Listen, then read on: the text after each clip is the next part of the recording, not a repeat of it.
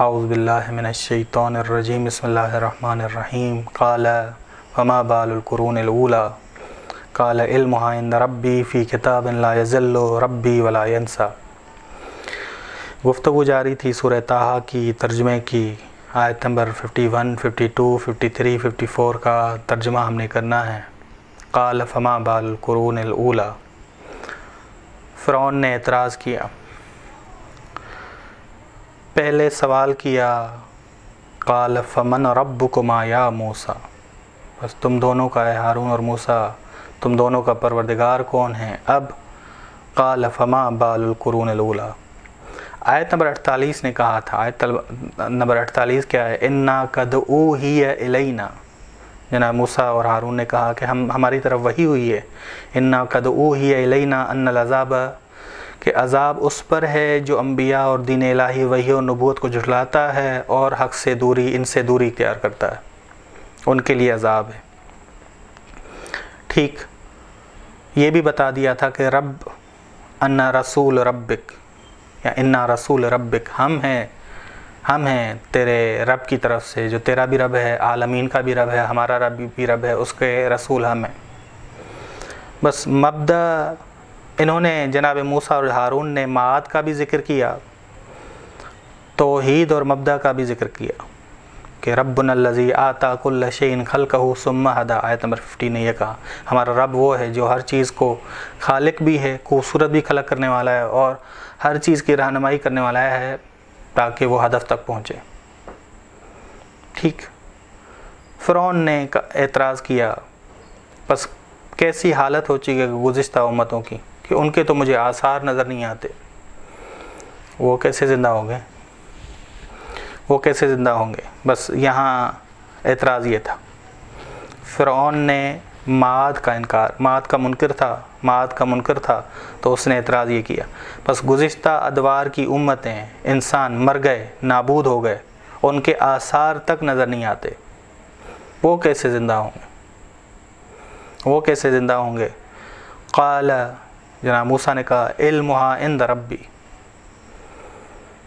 جناب موسیٰ نے کہا تمام گزشتہ امتوں کا علم مطلق میرے رب کے پاس ہے، ان کا ایک ایک عمل، ہر شخص بھی خدا کے علم سے مستثنیٰ نہیں، الگ نہیں، ہر شخص کا ایک عمل بھی خدا کے علم سے جدا نہیں، ہر ایک کو خدا زندہ کرے گا، ہر ایک کو خدا ان کے اعمال دکھائے گا۔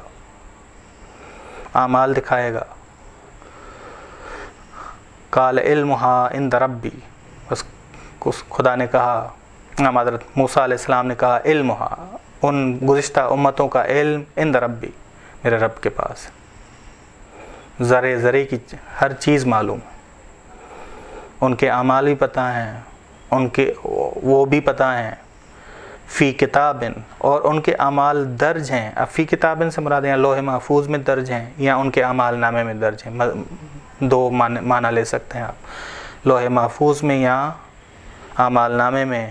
لا یضل ربی ولا ینسیٰ، لا یضل ربی ولا ینسیٰ، لا یضل ربی، بڑی گہرائی والی بات۔ ایک تو ثابت کیا کہ علم میرے پروردگار کے پاس، بس کسی کے ذرہ ہو جانے سے، کسی کے ختم ہونے سے خدا خطا نہیں کرے گا، اسی کو ہی اٹھائے گا، اسی کو ہی پیدا کرے گا، اسی کو ہی دوبارہ پیدا کرے گا، دوبارہ اٹھائے گا۔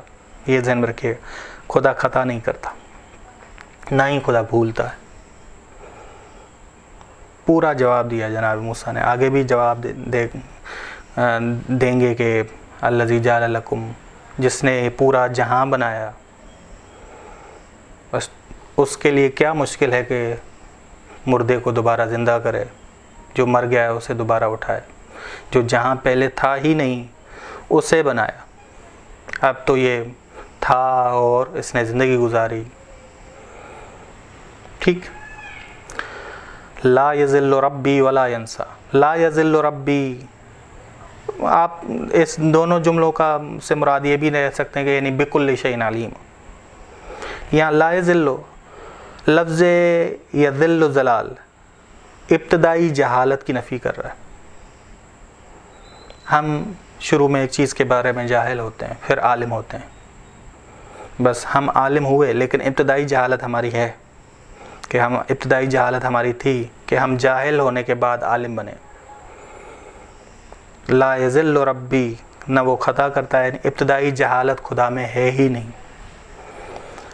ولا ینسا، علم کے آنے کے بعد، اس کے بعد ایک چیز ہم بھول جاتے ہیں، یعنی علم کے آنے کے بعد جہالت۔ نہ خدا کے پاس ابتدائی جہالت ہے، نہ خدا کے پاس علم آنے کے بعد کہ خدا بھول جائے، خدا کو معلوم نہ ہو ایک چیز۔ نہ ابتدائی جہالت ہے، نہ علم کے بعد والی جہالت ہے، دونوں کو سلب کیا خدا کی ذات سے۔ لا یضل ربی ولا ینسا۔ بس پہلی والی گزشتہ امتوں کا کہ آثار تک نظر نہیں آ رہے، یہ اعتراض تھا، وہ کیسے خدا زندہ کرے گا۔ الذی، یہ خدا وہ ہے، جعل لکم الارض مہدا، جس نے تمہارے لیے زمین کو زندگی گزارنے کی جگہ قرار دی جو نہیں تھی، اسے وسلک لکم فیہا، بس اس نے قرار دیے تمہارے لیے اس میں راستے تاکہ تم اپنے مقصد تک پہنچو۔ وانزل من السماء ماء، اور اس نے نازل کیا آسمان سے پانی۔ فاخرجنا، بس اس نے کہا کہ ہم نے نکالا ہے اس پانی کے ذریعے مختلف اقسام کی نباتات کو، ازواجا من نبات شتى، مختلف قسم کی اقسام کی نباتات کو خدا نے نکالا۔ کلو کھاؤ، ورعوا انعامکم، تم کھاؤ اور اپنے چوپایوں کو چراؤ۔ ان فی ذالک، بے شک اس میں لآیات لأولی النہی، یہ ساری چیزیں دلالت کرتی ہیں کہ خدا ایک دفعہ ایک جو نباتات نکلتی ہے، یہ دلیل ہے کہ خدا مردے کو زندہ کرتا ہے۔ یہ تمہارے سامنے فرعون، آل فرعون، تمہارے سامنے ساری چیزیں ہو رہی ہیں۔ ایک دانہ مردہ ڈالتے ہو زمین میں، اس سے نباتات نکلتی ہیں۔ کتنی گہرائی والی قرآن نے بات کی، ہماری توجہ ان چیزوں کی طرف جاتی نہیں۔ ہم سمجھ رہے ہیں جیسے جناب موسیٰ صرف خدا کی تعریف کریں، نہیں، جواب بھی ساتھ دے رہے ہیں، ساتھ جواب دے رہے ہیں کہ دیکھو فرعون، تم کہہ رہے ہو کہ مردے زندہ نہیں ہو سکتے، تو دیکھو ایک دانہ ڈالتے ہو زمین میں، تمہارے لیے بھی غذا نکلتی ہے اور تمہارے چوپایوں کے لیے بھی نکلتی ہے۔ یہ دلیل نہیں ہے کہ خدا بند عالم مردوں کو زندہ کرے گا، یہ دلیل نہیں ہے کہ خدا گزشتہ امتوں کو اٹھائے گا، بس یہ معاد کے لیے دلیلیں ہیں۔ بس الذی جعل لکم الارض، زمین کو زندگی گزارنے کی جگہ قرار دیا، اس میں راستے قرار دیے خدا بند عالم نے۔ اس میں سے خدا نے آسمان سے پانی نکالا، پانی نازل کیا، پانی اتارا، آسمان یعنی فضا سے، آسمان یعنی جہاں بادل ہیں فضا میں، وہاں سے فاخرجنا به ازواجا من نبات شتى، بس خدا کہتا ہے کہ ہم نے نکالا، اے فرعون خدا ہی کہتا ہے کہ ہم نے نکالا، ہمارا رب کہتا ہے کہ ہم نے نکالا اس پانی کے ذریعے مختلف نباتات، مختلف اقسام کی نباتات کو، اور خدا نے کہا کہ کھاؤ، اپنے چوپایوں کو چراؤ۔ ان فی ذالک لآیات، بے شک اس میں نشانیاں ہیں صاحبان عقل کے لیے، صاحبان عقل کے لیے نشانیاں ہیں۔ اولی النہی، نہا عقل کو نہیہ کہتے ہیں، نہیہ کیونکہ عقل انسان کو خواہشات نفسانی کی پیروی سے روکتی ہے، نہیں کرتی۔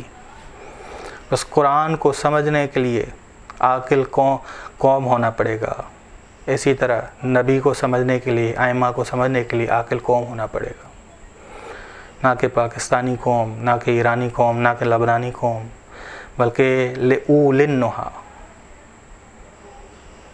بس اولی النہی ہیں، ٹھیک۔ اولی النہی کو ہی نبی، نبوت اور حق باتیں سمجھ آ سکتی ہیں، قرآنی باتیں سمجھ آ سکتی ہیں، انبیاء کی باتیں، موسیٰ علیہ السلام کی باتیں سمجھ آ سکتی ہیں۔ وصلی اللہ علی محمد اہل بیتہ الطیبین الطاہرین وسلم۔